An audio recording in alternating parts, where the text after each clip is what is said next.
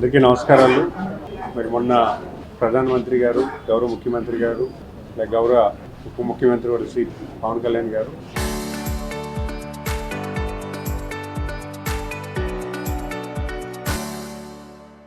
మా యువ నాయకులు నారా లోకేష్ గారు అందరూ కూడా మన ఎయిర్పోర్ట్ ఇనాగ్రల్ ఈవెంట్కి రావడం జరిగింది. ప్రజలందరూ కూడా బాగా పార్టిసిపేట్ చేయడం జరిగింది. మరి జరిగినటువంటి ఇనాగ్రల్ ఈవెంట్ అందరు ఊహలకి అతిక్రమించి ఎంతో బాగా జరిగిందని చాలామంది చెప్పడం జరుగుతుంది. గౌరవ ప్రధానమంత్రి గారు, గౌరవ ముఖ్యమంత్రి గారు కూడా అందరినీ కూడా అభినందించిన విషయం మనందరికీ తెలిసిందే. మరి ఈవెంట్ని అటు జిల్లా యంత్రాంగం, ప్రజాప్రతినిధులు, మరి అలాగే ప్రజలు అందరూ కూడా భాగస్వామై విజయవంతం చేసినందుకు ముఖ్యంగా అందరికీ కూడా ధన్యవాదాలు తెలియజేసుకుంటున్నాను. మరి అలాగే జిల్లా యంత్రాంగం అందరూ కూడా ప్రతి చిన్న గ్రామ స్థాయి నుంచి జిల్లా అధికారి వరకు కూడా అందరూ కూడా చాలా బాధ్యతగా అందరూ కూడా దీంట్లో పార్టిసిపేట్ చేసి ఒక వారం రోజుల పాటు ఈవెంట్ గ్రాండ్ సక్సెస్ చేసినందుకు ప్రతి అధికారికి నేను ధన్యవాదాలు తెలియజేసుకుంటున్నాను. మరి అలాగే ఈరోజు జిల్లా కలెక్టర్ గారిని కలవడం జరిగింది. పలు విషయాలు మాట్లాడుతూ ప్రత్యేకంగా ఆయన్ని కూడా అభినందిస్తూ నేను కూడా షాల్వా కప్పడం జరిగింది. ఎందుకంటే మన ప్రాంతానికి ఒక గ్రోత్ ఇంజిన్ ప్రాజెక్ట్ ఖచ్చితంగా గుర్తించుకోవాల్సినటువంటి రోజు. మరి ఇంతమంది ప్రజలు వచ్చినప్పుడు వాళ్ళకి అన్ని సౌకర్యాలు కల్పిస్తూ ఎటువంటి ఇబ్బంది లేకుండా అందరినీ వాళ్ళ గ్రామాలకు చేరేలాగా అన్ని ఏర్పాట్లు చేసి ఎక్కడా కూడా ఒక చిన్న కూడా మార్క్ లేకుండా గ్రాండ్ సక్సెస్ చేసుకోవడం జరిగింది. మరి ప్రత్యేకించి అందరికీ కూడా ధన్యవాదాలు చెప్పాలి. మరి అటు ఉన్నతాధికారులకి, ప్రజాప్రతినిధులకి, ఎందుకంటే గ్రామాల్లో కూడా ప్రజాప్రతినిధులు కూడా వాళ్ళు కూడా ప్రజలు ఎవరైతే బస్సులు ఎక్కుతున్నారో వాళ్ళు కూడా చాలా నైతికంగా బాధ్యత తీసుకొని దగ్గరుండి మీటింగ్ తీసుకెళ్ళి మళ్ళీ బస్సులు ఎక్కించి అన్ని ఏర్పాట్లు తీసుకోవడం జరిగింది.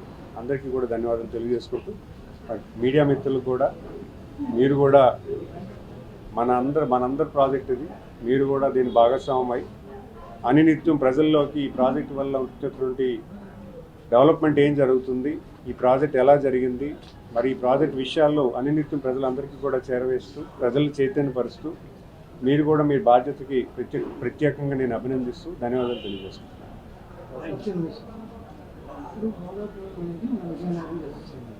అక్కడ 100 మంది రైతులు 50 ఎకరాల భూమి నుంచి వాటి త్యాగాలు చేశారు. అలాగే మన జిల్లా పరిధిలో దీని రెవెన్యూ అంటే మన జిల్లాకు కొన్నారు. అయితే ఇక్కడ విశాఖపట్నం ఎయిర్పోర్ట్ అని చెప్పారు. ఇది విశాఖపట్నం చెందుతుందా, విజయనగరం చెందుతుంది? అంటే సివిల్ ఏవియేషన్లో కొన్ని రూల్స్ ఉంటాయి. ఏదైతే మేజర్ పాపులేషన్ ఉన్నటువంటి సిటీ ఏదైతే దగ్గర ఉంటుందో ఎయిర్పోర్ట్ నామకరణం కూడా ఆ సిటీకి పెడతారు. ఇప్పుడు శంషాబాద్ ఎయిర్పోర్ట్ గతంలో మీరు చూసుకుంటే రంగారెడ్డి జిల్లా ఉండేది, కానీ ఎయిర్పోర్ట్ నామకరణం హైదరాబాద్ అన్నారు.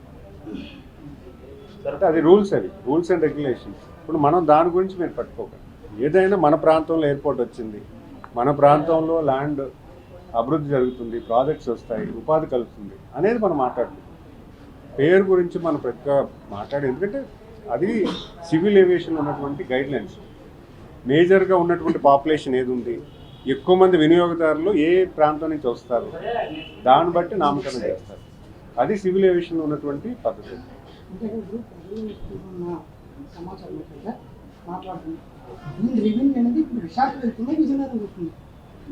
ఈ రెవెన్యూ అనేది ఖచ్చితంగా విజయనగరం ఉంటుంది, కానీ దాని పేరు అనేది విశాఖపట్నం ఉంటుంది. రెవెన్యూ మోడల్ అనేది స్టేట్గా వస్తుంది, ఎక్కడికి వెళ్ళి భోగాపురం అని పిలుస్తున్నారు అందరూ.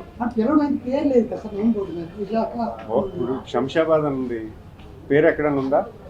కానీ అందరూ శంషాబాద్ ఎయిర్పోర్ట్ అని అంటున్నారు. సో మీరు అంత చిన్న విషయాల్లోకి మీరు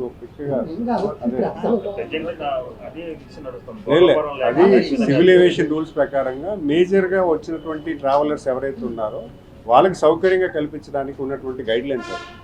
ఇది ఈ రోజుకి ఈ రోజు తీసుకున్న నిర్ణయం కాదు, అది బైలాస్లో ఉన్నటువంటి ప్రొసీజర్, అంటే గవర్నమెంట్ ప్రొసీజర్లో దాంట్లో భాగం. మీరు ఇందులో ఎగ్జాంపుల్ చెప్తున్నాను, హైదరాబాద్ బేగంపేటలో ఎయిర్పోర్ట్ ఉండేది, శంషాబాద్ మూవ్ అయింది, రంగారెడ్డి జిల్లా మూవ్ అయిపోయింది, రంగారెడ్డి రెవెన్యూలో ఉంది, కానీ ఎయిర్పోర్ట్ రంగారెడ్డి అనలే కదా, హైదరాబాద్ ఇంటర్నేషనల్ ఎయిర్పోర్ట్ అన్నారు అంతే. సార్ అక్కడ ఇచ్చిన భూమి రైతులకు ఉపాధి అవకాశం కల్పించలేదని అక్కడ చాలా మంది చెప్తారు. లేదు, నేను విఎంఆర్ ఎయిర్పోర్ట్ వాళ్ళతో మాట్లాడాను. బ్లూ కాలర్ జాబ్స్లో మ్యాక్సిమం లోకల్ వాళ్ళకి ఇవ్వడం జరిగింది. వైట్ కాలర్ జాబ్స్లో కొంత ఎక్స్పీరియన్స్ కావాలి. ఎక్స్పీరియన్స్ టు ఫస్ట్ ఫ్రెషర్స్కి బ్యాలెన్స్ చేసుకోవాలి. ఎందుకంటే ఎయిర్పోర్ట్ నిర్వహణలో ప్రెసిషన్గా పనిచేయాలి. అంటే అసలు ఎక్కడ కూడా మిస్ అవ్వకూడదు. ఒక బ్యాగేజ్ వచ్చిందంటే కంపల్సరీగా ప్లాన్డ్గా ఏ బ్యాగ్ మిస్ అవ్వకూడదు, ఏ ట్రావెలర్కి ఇబ్బంది, ప్యాసింజర్కి ఇబ్బంది అవ్వకూడదు. సో ప్రెసిషన్ వర్క్ ఉండాలి కాబట్టి అటు సీనియర్స్ జూనియర్స్ని కలిపారు. సో నాకు చెప్పిన విషయం ఏంటంటే 70% జాబ్స్ లోకల్ వాళ్ళకి ఇచ్చామన్నారు. మేము దాన్ని కూడా రివ్యూ చేసుకుంటాం. Blue colour floss, blue colour, white colour luggage ఇవన్నీ కూడా బ్లూ కలర్లోకి వస్తాయి. నేను లోపలికి వెళ్ళి మాట్లాడినప్పుడు కూడా అక్కడ పనిచేసే వ్యక్తులను అడిగాను, బాబు నీది ఏ ఊరు అని. అందరూ లోకల్ ఊర్లో మన ఊర్లో చెప్పారు, మన ఊర్లో మా భోగాపురం వాళ్ళే చెప్పారు అందరూ.